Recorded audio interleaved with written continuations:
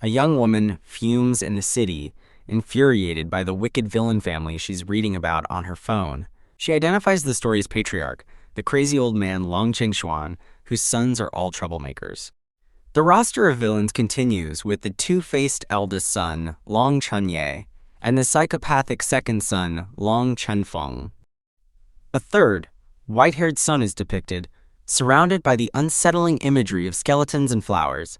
He's identified as the violent Long Chen-yi.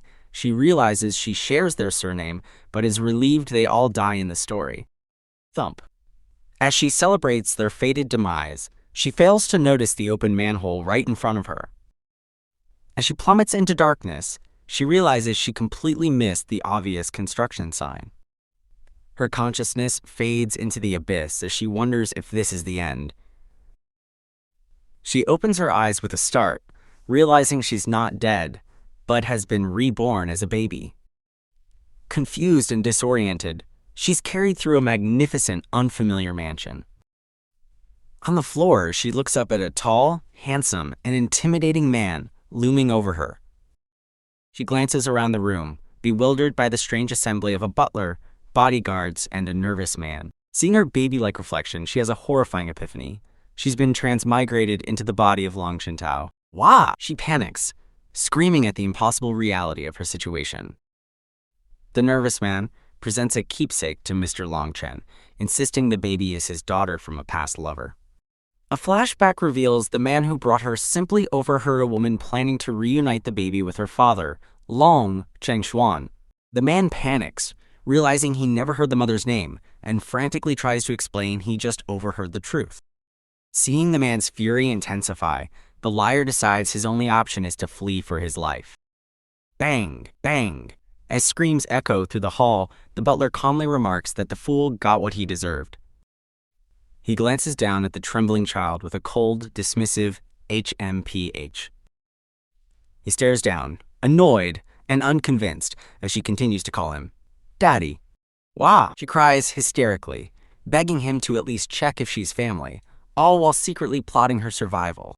Intrigued by her boldness, he agrees to take her in if she's his daughter, but warns her of the price for lying. He leans in with a smirk, whispering a chilling threat. You're finished. Tucked into a massive bed, she realizes she's been sent back decades before the novel's main story even begins. She panics, remembering that the villain Long Cheng-xuan never had a daughter, which means she can't possibly be his. She stops, gazing up at a grand, intimidating portrait of Long Cheng-xuan, the man who might be her new father. She tumbles backward with a yelp, looking up at a curious, white-haired boy who asks for her identity. The boy repeats his question, demanding to know who she is. Gasp! She recognizes him from a portrait. He's the third son of the Long family. He leans in aggressively, demanding to know why she isn't speaking. Wah! Her mind races in a panic, desperately searching for a plausible story. The butler catches her, kindly asking why she's wandered off as she cries out his title in relief. To be or not to be, that is the question, whether 'tis nobler in the mind to suffer the slings and arrows of outrageous fortune, or to take arms against a sea of troubles, and by opposing end them. The boy turns to the butler, once again demanding to know the girl's identity. The butler explains she was brought here as a potential daughter for the master, and they're awaiting a paternity test. As the butler carries her away, the boy is left alone to ponder the news. Father's daughter? He thinks, shivering in utter disbelief.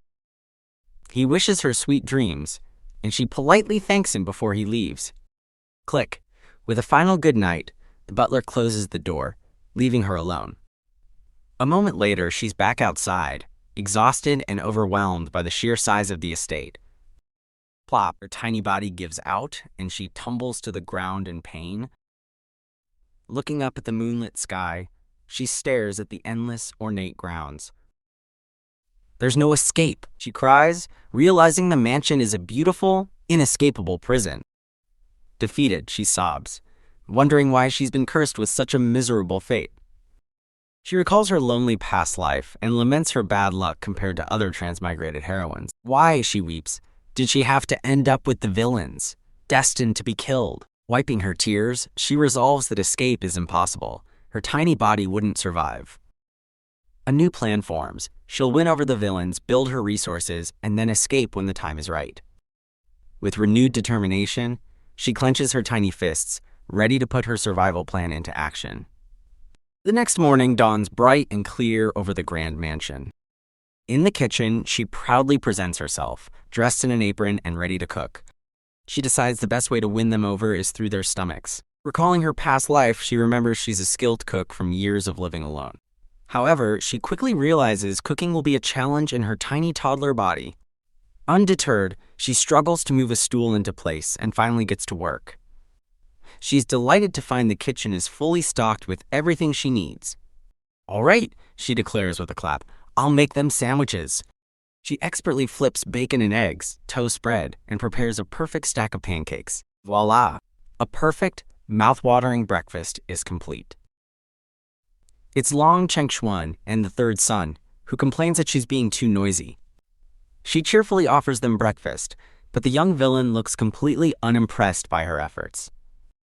Looking up with hopeful eyes, she presents the pancakes to Long Cheng-xuan, hoping he'll like them.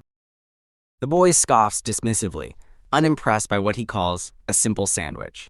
Long Cheng-xuan takes a bite and calmly remarks that it's not bad, stunning her with his mild approval. Shocked by his praise, she feels like she's been struck by a bolt from the blue.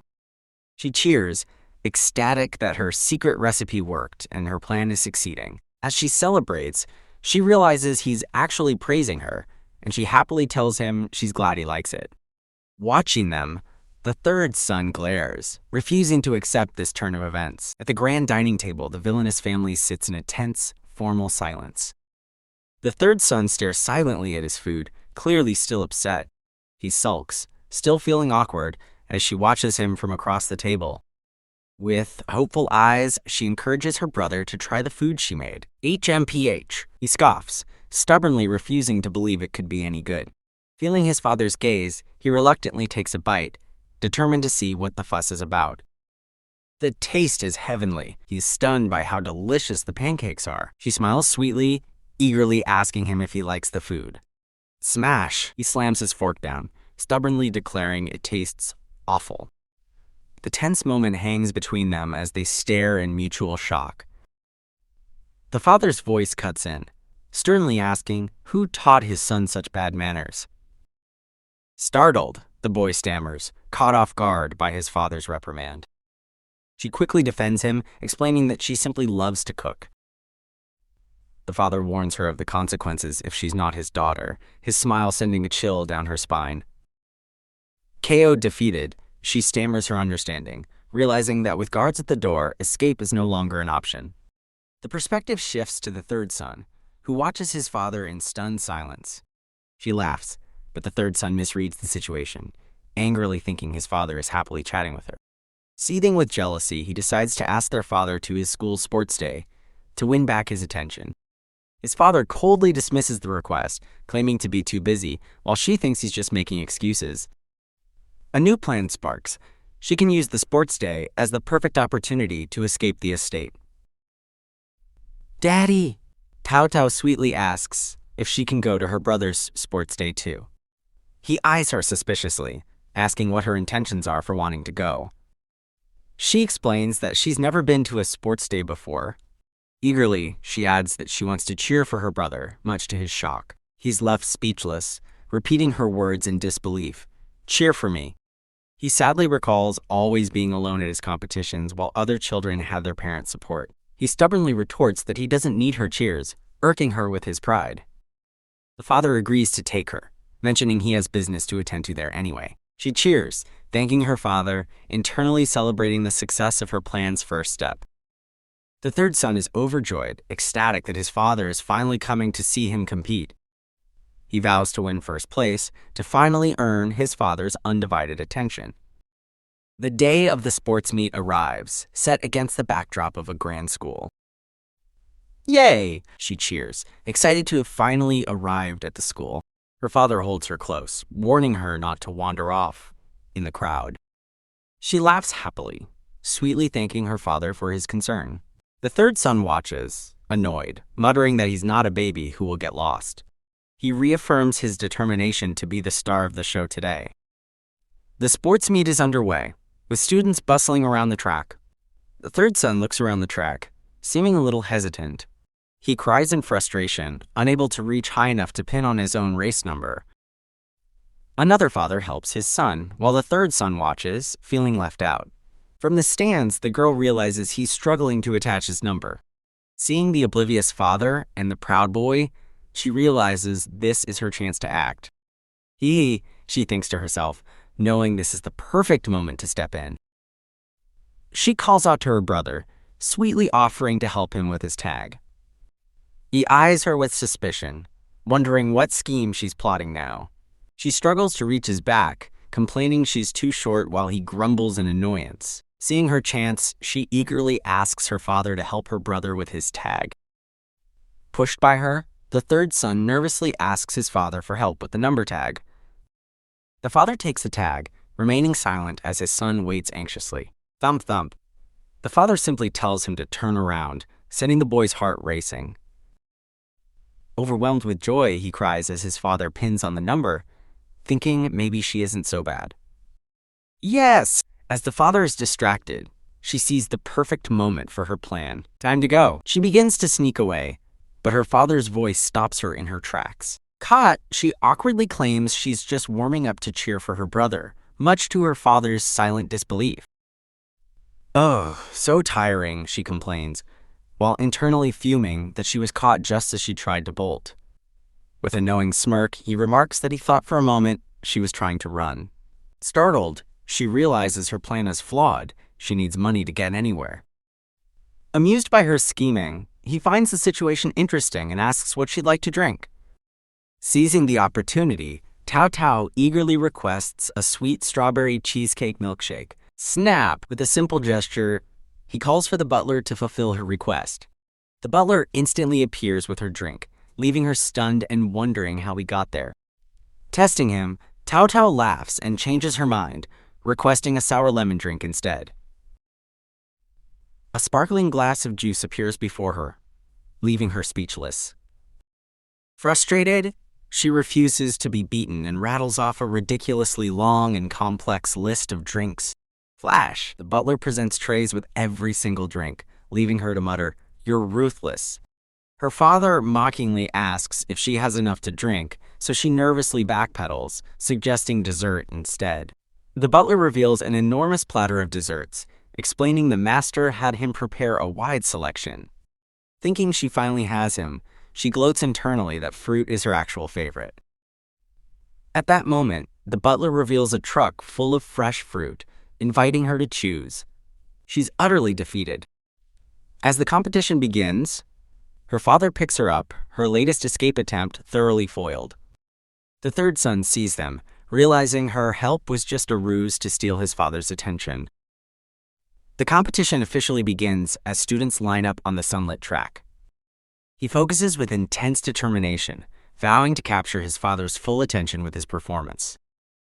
He soars through the air, clearing the high jump with a powerful leap, demanding his father's focus. Beaming with pride and 2 gold medals, he's certain all of his father's attention is now on him. He proudly boasts of winning 2 championships, seeking praise for his impressive feat. Overjoyed, he turns to his father, ecstatic to have finally earned his praise. His father coldly remarks that as a child of their family, he should have won all 3. Crushed, his joy evaporates as he looks down at his medals and quietly accepts the reprimand. She pities the poor boy, realizing the father is too cold-hearted and reaffirming her need to escape. Oops! She fakes a stomachache from the tea, asking to go to the restroom, and her father agrees to take her. She vehemently refuses his help, internally panicking that his presence will ruin her escape plan. The third son watches them go, seething with jealousy that she effortlessly monopolizes their father's attention. A dark thought crosses his mind. Everything would be better if she just disappeared. She's trapped. Realizing the door is locked, she curses her carelessness, knowing the little brat tricked her.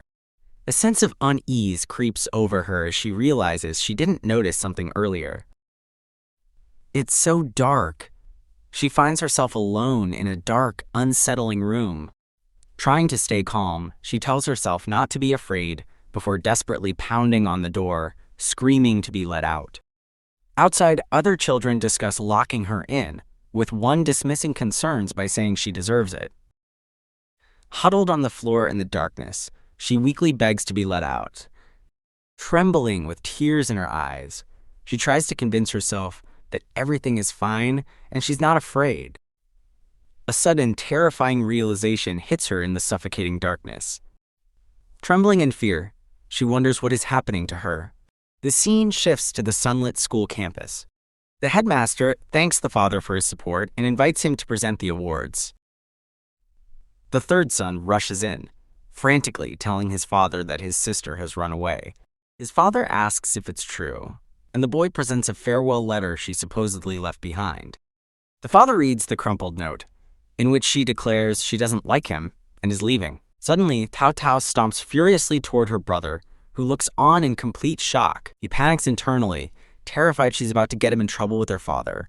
With puppy dog eyes, she sweetly asks if he really intended to hurt her, leaving him utterly bewildered. Tao Tao declares that she's okay now and, with a sparkling smile, forgives her brother. Blushing, the third son is stunned that she would forgive him. He tries to play it cool, scoffing that he doesn't need her forgiveness, but his blush betrays him. Pressing her advantage, she asks for confirmation that he'll never treat her that way again. Completely cornered, he stammers his agreement, promising he won't do it again. She throws her arms around him in a big hug, proclaiming that her third brother is the best. Flustered and blushing, he nervously laughs off her praise. An announcement calls for the athletes to prepare as the scene returns to the track. Tao Tao cheers at the top of her lungs, shouting encouragement for her brother to win. Annoyed but secretly pleased, her brother tells her to be quiet, calling her a disgrace. As the announcer calls the runners to their marks, the race is about to begin. In his starting stance, the third son resolves to win, admitting the wild girl was right. That night, the family car pulls up to the magnificent mansion as a butler welcomes them home. Inside the car, both Tao Tao and her brother are sound asleep on their father's lap. The father carries the sleeping children as the household staff swoons over the tender scene. He carries them inside, and the butler marvels at this newfound gentleness, wondering if he's been possessed. Brother and sister sleep soundly next to each other in a large, comfortable bed. Their father watches over them, thinking how much cuter his little cubs are when they're asleep.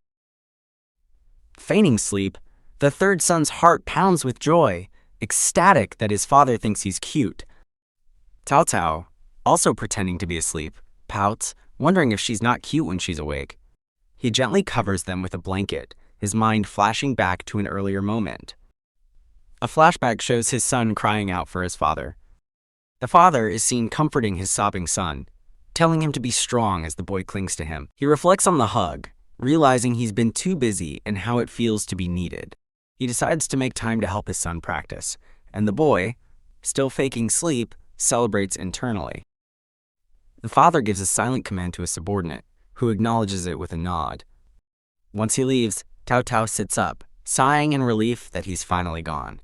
A different brother awkwardly holds a sandwich, claiming he's only eating because he's hungry, not because he likes it. Tao Tao rolls her eyes in exasperation, thinking he can tell himself whatever he wants. As he wolfs down the sandwich, she smugly thinks that he obviously loves it. Tao Tao happily munches on bacon, singing about how delicious it is. Her brother watches her, suddenly realizing what her favorite food is. Without a word, he pushes his entire plate of bacon towards her. With newfound determination, he picks up his fork, ready to act. He begins aggressively spearing the bacon as Tao Tao wonders what he's scheming now. Overwhelmed, she stares in horror as he aggressively demands she eat the bacon. Blushing, her brother claims he hates bacon and orders her to eat it all for him. Utterly bewildered by his strange logic, Tao Tao tries to process his bizarre request. He stares at her, expectantly, innocently asking why she hasn't started eating yet. Growing flustered, he nervously urges her to hurry up and eat the food. Suddenly, her eyes sparkle with understanding as she points to herself with a brilliant smile. Her face beams with a newfound idea, a plan clearly forming behind her dazzling eyes. He misinterprets her gesture, suddenly realizing she must want scrambled eggs instead. He reaffirms his misguided conclusion, convinced he has finally figured out her true desire. He slides a plate of scrambled eggs towards her, defensively insisting he never wanted them. He complains that the eggs are overcooked and commands her to eat them all for him. The father holds an envelope, surprised that the report has arrived so soon. Tao Tao cheerfully encourages him to open it, while secretly terrified of what it might reveal. A wave of absolute despair washes over her, certain the probability of a good outcome is 0. Noticing her distress, her brother nervously asks if she's hot, offering a handkerchief. She forces a laugh, agrees it's warm, and dabs at her face with the cloth. Sweating profusely, she desperately calls for the air conditioning, and a servant immediately complies. As her father slowly begins to open the envelope, Tao Tao watches in heart-stopping suspense. He reflects on his initial decision, admitting he only let her stay because her crying reminded him of another woman. His mind flashes back to the past, recalling the woman she reminded him of. A vision of a beautiful, ethereal woman with flowing blonde hair fills his memory. Tiesk. He dismisses the thought, muttering that she couldn't possibly be his daughter. His expression hardens with annoyance as he stares down at the sealed report. The butler watches, confused, recalling the master's plan to send her away, yet now he seems eager for the results. A look of pure shock spreads across the father's face as he processes what he's reading. He glares intensely at the paper, and Tao Tao internally panics, terrified by his sudden fierce expression. Her spirit seems to float away as she resigns herself to her fate, relieved the agonizing wait is over. Slam! He furiously demands to know where that woman is. Startled by his outburst, Tao Tao trembles, wondering which woman he's referring to. The third brother dismisses her concern, casually stating he can braid her hair.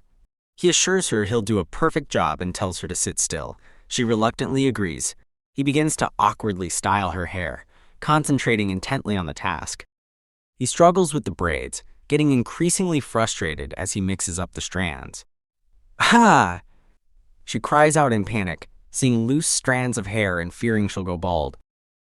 He frantically tells her to wait, insisting he can figure it out as he clumsily fumbles with her hair. He proudly declares his work perfect, leaving Tao Tao to stare at her disastrously lopsided hairdo. She deadpans that it's a perfect tree branch, and inwardly wonders if he can see her despair. Their father appears at the top of the stairs, asking why they haven't come down yet. Tao Tao quickly answers, telling her father that they were just braiding her hair. The father stares down with an utterly unimpressed look, as Tao Tao notes his blatant disapproval. Sighing, their father announces he'll take over, leaving both children stunned. With a smug look of confidence, the father steps forward, ready to demonstrate his superior skills. She stares in the mirror at an even worse hairstyle, thinking her father's attempt is a disaster. She tearfully mourns her fallen hair, which she considers as precious as family. The father calmly tells her not to force herself, and she inwardly marvels at his pleasant voice. The third son warns Tao Tao not to eat food made by the second brother, claiming it gave him a stomachache. Flustered, her third brother denies speaking for her, but she thanks him with a knowing look. The second brother watches from afar, confused by the strange family dynamic. Vast, empty dining hall emphasizes the chilling distance between the family members. The second brother finds it amusing she's protected, sarcastically telling her not to eat. He offers her a piece of meat with a saccharine smile, leaving her utterly bewildered. To her shock, he eats the bacon himself, happily declaring how delicious it is. She wonders if it was poisoned, while he looks sad, believing no one likes his cooking. He cheerfully pats her head, promising to buy her a nice gift, and she freezes in place. She's shocked by how cold his hand feels, wondering if he's made of ice. He leans in with a sinister smile, vowing to find a treat she'll definitely like. She forces a laugh and thanks him, but inwardly panics that her peaceful life is now over. In a glowing lab, the second brother is seen seriously working with chemical potions. He returns with a basket, proudly announcing he's made her a variety of delicious desserts. She nervously reminds him that he promised to buy her snacks, not make them himself. He cheerfully clarifies he bought the ingredients and just assembled them, presenting a monstrous-looking cake. Forcing a smile, she acknowledges his effort while internally screaming about the wasted ingredients. She stares in horror at the array of dark cuisine, wondering how she could possibly eat it. Flesh! She takes a tiny bite and immediately spits out a disgusting, colorful substance. He sits down, coyly telling her to pick one, insisting he would never force her. With a chilling smile, he simply tells her to choose just one flavor that she likes. He reveals his true intentions, threatening not to leave until she eats something. Staring at the suspiciously sparkling dessert, she's convinced the food is definitely poisoned. Torn, she resolves not to eat but knows she can't get rid of him otherwise. Looking down with determination, she decides to entrust her fate to her meatball. Tao Tao sweetly explains that she loves the desserts but is simply too full to eat anymore. Her eyes land on the basket, and she cunningly asks if that can be her gift instead. She joyfully hugs the basket, loudly thanking her second brother for the wonderful present. In a shocking twist, he takes a huge bite of a cookie, and she gapes in disbelief. Licking his finger, he compliments her on making an excellent choice.